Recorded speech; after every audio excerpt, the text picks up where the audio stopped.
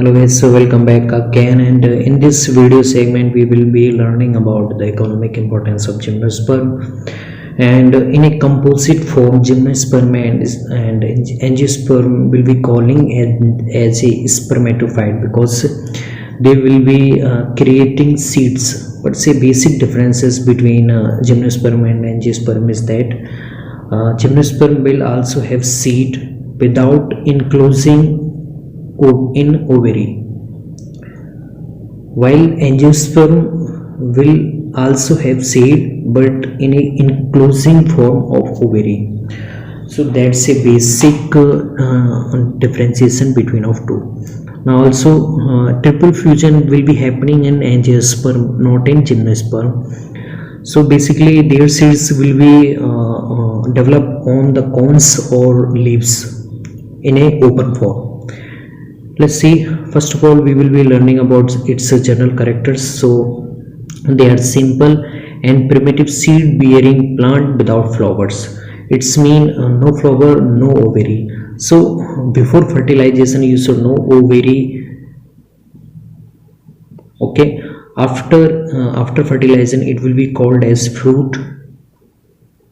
Okay, if you have ovule before fertilization, then after fertilization it will be changed into seed. So that is the differentiation you should know. Okay, you can get confused between of two. So this term fruit is a changing form of ovary after fertilization, and before fertilization ovule, and after fertilization it will change into seed. So basically the plant body of gymnosperm is sporophytic, it's mean diploid. Okay, and it's differentiated into root, stem and leaves, and all gymnosperm are usually wind pollinated. This means pollination will be happening mostly from air. That's why you also have sulfur rainy cloud during pinus seeds pollination. That is we call them sulfur rain. Okay, so their pollination will be happening by wind. And you also know what is pollination. Leaves have thick cuticle and sunken stomata, and it is a adaptation of xerophytic conditions, and because for minimizing transpiration, because minimizing decreasing of your water. That is the adaptation. And gymnosperm are heterosporous. That's mean female and male part will be creating. Just like that, megasporangia and microsporangia will respectively develop on their mother plant, like megasporophyll or microsporophyll. So that's their general characters. Now come to the economic importance of gymnosperm. So first of all, their economic importance in as a food. So let's see. Some seed of some species are edible. You can eat them, like cycas seeds, ginkgo seeds, pinus seeds and neem seeds. And their seed and stems of cycas yield sago or sabudana, which is a starch and is also called arrowroot. Okay, the sabudana is also can be obtained from seed and stems of cycas, and we that will have a huge amount of starch, and we also can call them arrowroot. Now jamia is a rich source of starch, and besides the starch sources, you also can make some wines like seed and stems of Cycas revoluta. And besides that, you also can make coffee bread that can be prepared from the Encephalotus species.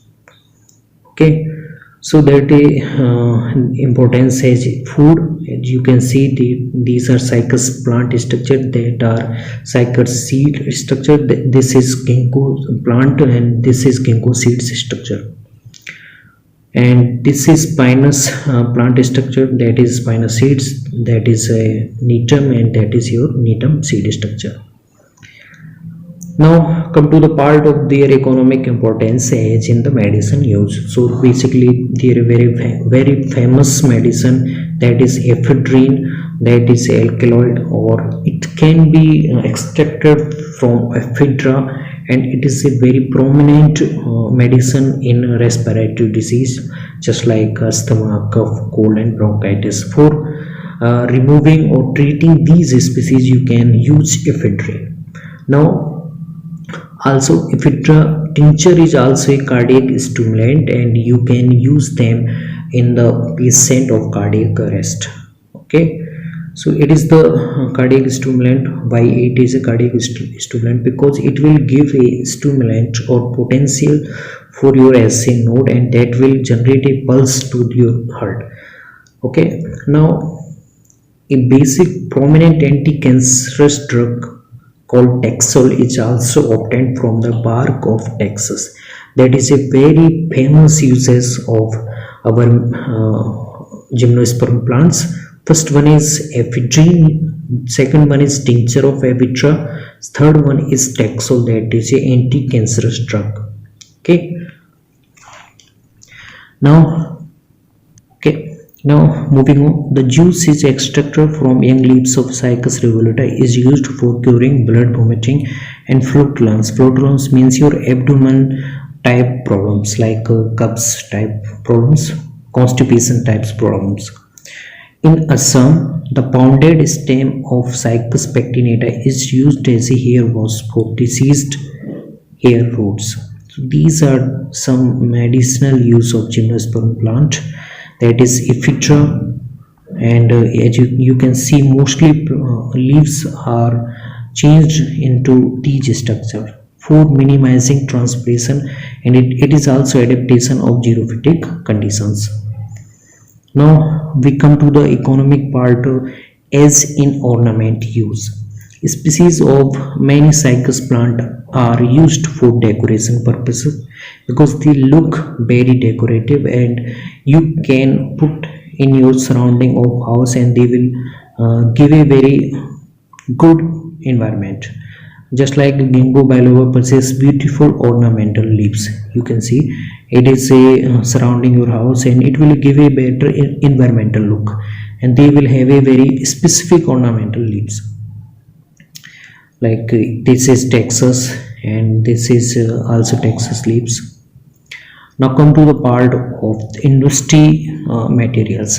You can first one is gum. Cycas gum used as a adhesive, antidote for snake bites, and using malignant tumors or ulcers.